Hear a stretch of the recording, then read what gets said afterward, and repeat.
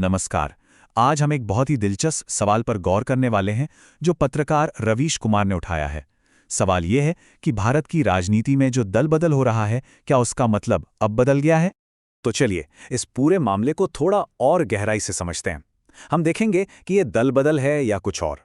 फिर washing machine वाले आरोप को समझेंगे, कुछ असली उदाहरण देखेंगे और सोचेंगे कि इसका लोकतंत्र पर क्या असर पड़ सकता है।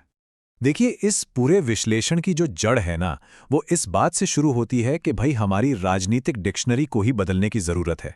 मतलब ये कहा जा रहा है कि जो शब्द हम आज इस्तेमाल कर रहे हैं वो असलियत को ठीक से पकड़ ही नहीं पा रहे हैं।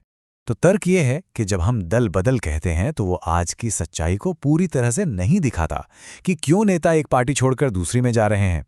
इसकी जगह एक नया शब्द सुझाया जा रहा है, धरपकड़। कहा जा रहा है कि ये आज के हालात को ज़्यादा बेहतर तरीके से समझाता है।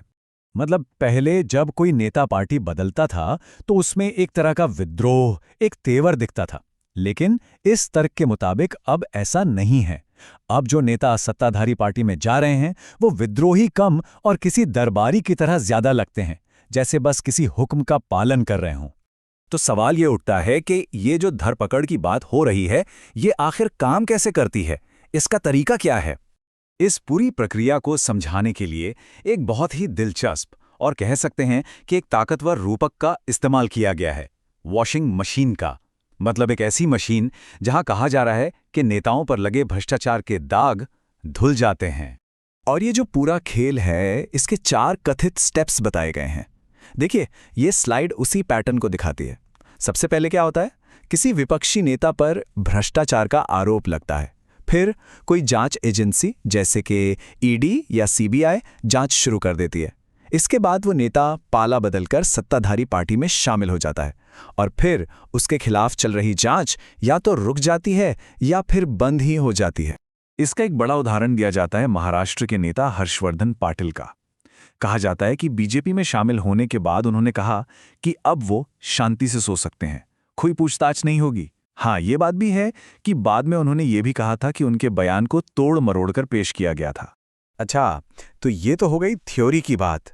अब देखते हैं कि इस थ्योरी को सपोर्ट करने के लिए कौन-कौन से असल मामले और आंकड़े सामने रखे गए हैं। जैसे कि अशोक मित्तल का मामला देखिए। 15 अप्रैल को ईडी उनके ठिकानों पर छापेमारी करती है और फिर सिर्फ 9 दिन बाद 24 अप्रैल को वो अपने पार्टी के कुछ और नेताओं के साथ बीजेपी में शामिल हो जाते हैं। ये जो टाइमिंग है, इस पर सवाल उठाया गया है। और सिर्फ 1-2 मामले नहीं हैं। कांग्रेस अध्यक्ष मल्लिकार्जुन खड़गे का एक दावा है कि पिछले 10 सालों में 411, जी हां, 411 विधायक ऐसे हैं जो कथित तौर पर एजेंसी के दबाव की वजह से बीजेपी में शामिल हुए हैं। इस पूरे मुद्दे को एक मानवीय पहलू भी दिया गया है, राहुल गांधी के एक बयान से। उन्होंने किस्सा सुनाया था कि कैसे एक सीनियर नेता ने पार्टी छोड़ने से पहले रोते हुए उनकी मां सोनिया गांधी से कहा कि सोनिया जी, मुझे शर्म आ रही है, लेकिन मुझमें इस ताकत से लड़ने की हिम्मत नहीं है, मैं जेल नहीं जाना चाहता। और तो और इंडियन एक्सप्रेस की एक रिपोर्ट का भी हवाला दिया गया है, खास तौर पर महाराष्ट्र को लेकर। रिपोर्ट कहती है कि वहां भ्रष्टाचार की जांच का सामना कर रहे 25 विपक्षी नेता बीजेपी में शामिल हुए और उसके बाद क्या हुआ? उनमें से 23 नेताओं के केस या तो बंद हो गए या फिर ठंडे बस्ते में चले गए। तो अब ये सब देखने के बाद बड़ा सवाल ये उठता है कि इसका हमारे लोकतंत्र पर, हमारी डेमोक्रेसी पर क्या असर पड़ रहा है? ये सिर्फ पार्टियों का खेल है या इससे कुछ बड़ा दांव पर लगा है? आरजेडी सांसद मनोज झा के शब्दों में कहें तो ये झटका किसी पार्टी को नहीं, ये झटका लोकतंत्र को लगता है। वो सवाल उठाते हैं कि क्या हम एक राष्ट्र, एक पार्टी वाले सिस्टम की तरफ बढ़ रहे हैं? ये एक बहुत बड़ी चिंता है जो यहां जाहिर की गई है। जरा सोचिए, अगर सारे आरोपी एक ही पार्टी में चले जाएं, तो फिर ईडी, सीबीआई और इनकम टैक्स जैसी एजेंसियों का क्या होगा? उनका मकसद क्या रह जाएगा? ये तर्क दिया जा रहा है कि इससे इन एजेंसियों की विश्वसनीयता पर ही सवाल खड़ा हो जाता है। और देखिए, ये सिर्फ नेताओं की बातें नहीं है। खुद देश की सबसे बड़ी अदालत यानी सुप्रीम कोर्ट ने भी इस पर अपनी टिप्पणी दी है।